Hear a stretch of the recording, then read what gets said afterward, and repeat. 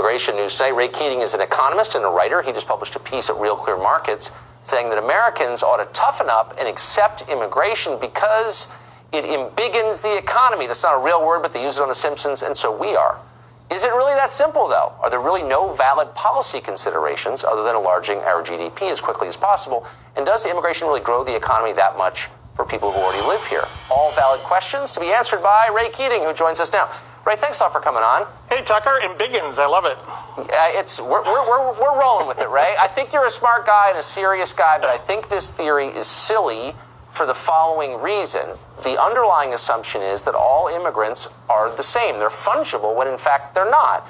The value of a software engineer is different from that of a laborer. Henry Ford is different from members of MS-13. It depends upon the kind of immigrants you get, and I don't think you factor that in to your calculation. Well, I think you're absolutely right in terms of the contribution they make. I mean, we all make different contributions to the economy. So immigration is great in terms of bringing entrepreneurs in. Immigrants tend to be very entrepreneurial, more entrepreneurial than native-born. Young workers, young immigrants will help us in terms of people getting older, baby boomers retiring. And then there are people at varying skill levels that help out and are largely complementary to the existing labor force, and that helps everybody, and it winds up increasing productivity. So I think, listen, any economist worth his salt is going to say there are obviously costs. The point with the letter that we signed, 1,470 economists said that, immigration is a net economic plus for the country, and I think that's one of the few issues that economists actually agree on. Well, I don't think that's an economic statement. It's a political statement, and I think it's a meaningless statement. A net economic benefit doesn't mean anything. I mean, because there are a lot of people who lose, and they are voters and citizens, and they are being hurt by a policy that helps another, and I would argue, smaller number of people. Well, it's meaningless, actually. No, actually it's not. I mean, again, it's sound economics 101, and if you look at the economy, I don't want you to fall into that zero-sum idea. You know what I mean? It's not like the economy is a pie and we only have so many jobs to go around. What we need is economic growth, and that's what happens in the economy. So, this is very frustrating from an economist standpoint. What we want to see, I would rather see a growth agenda so that we're growing so robustly that we need workers from all around the world to come here.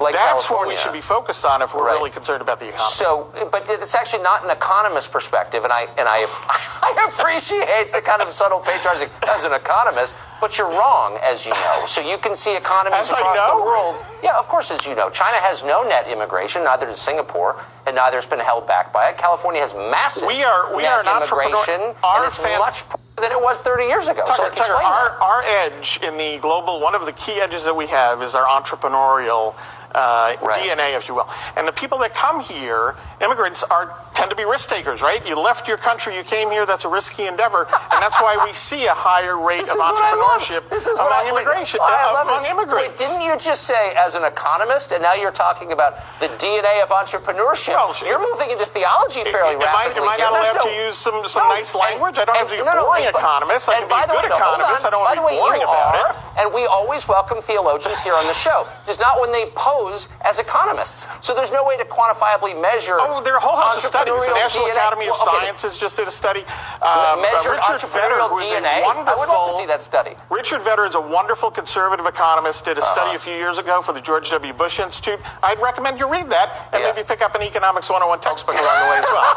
I hope it'll have a chapter on the DNA of entrepreneurship, because I'm sure there'll be lots of math equations in that one. But let me ask you this. Yes. Look, I concede part of what you're saying, which is there are a lot of energetic, smart immigrants, and I love them personally. My business partner is one of them. But I think that there are also a lot of immigrants who are clearly a net drain on the economy, who consume more in goods and services than they pay back. I mean, there's no disputing that, and you know it. So here's my question. Why not make an affirmative effort to import people with existing skills or wealth, and then we'd be much richer? We could agree on, how about startup visas, right? Why don't we have startup visas like other countries do? I think that's a great idea to get entrepreneurial immigrants into the country. So we can agree on that. There's a whole host of areas here where economic common sense can take hold, and we can do some positive things on the economic front in terms of immigration. But the idea of focusing on the notion that we're blaming immigrants for our current problems, you know what? Barack Obama was great at stopping immigration because our economy was so bad, we actually leveled off and people actually went back to Mexico. Again, we're veering from economics into value judgments here. It's not a question of blaming anybody. No, hold on. Well, it's not a question of blaming anybody. You're not answering my core question. Okay, what's your core question? Why would a post-industrial economy such as ours continue to import people on the basis of family relations and physical proximity? If you live close to the United States but have no skills or education or money, you can get here. If you have relatives here, same thing. Why don't we say we're going to shut that down? We don't need factory workers or ditch diggers. We need software engineers. Why not just import them? I would say that we need people up and down the spectrum. I actually happen to live. Sure we do. Listen, I live on Long Island, and to use the anecdote, I used to drive past the local convenience store, and there were people out there a number of years ago when our economy was growing, waiting around to do work that native-born people didn't want to do. So they don't want to do it at those wages. Tucker, let's agree. The key is to get back to an economic growth agenda that you and I think, would agree on. Tax reform, tax relief, regulatory reform, regulatory relief. Let's get this economy growing again. And you know what? This immigration issue is going to go away, just like we didn't care about it in the 1980s. I don't believe that's true. We're going to get to the point where we say, listen, how do we get people into this country because we're growing so well?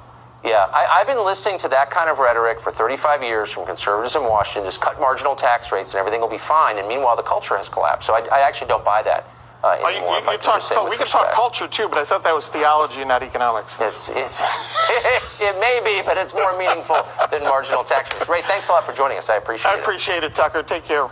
Up next.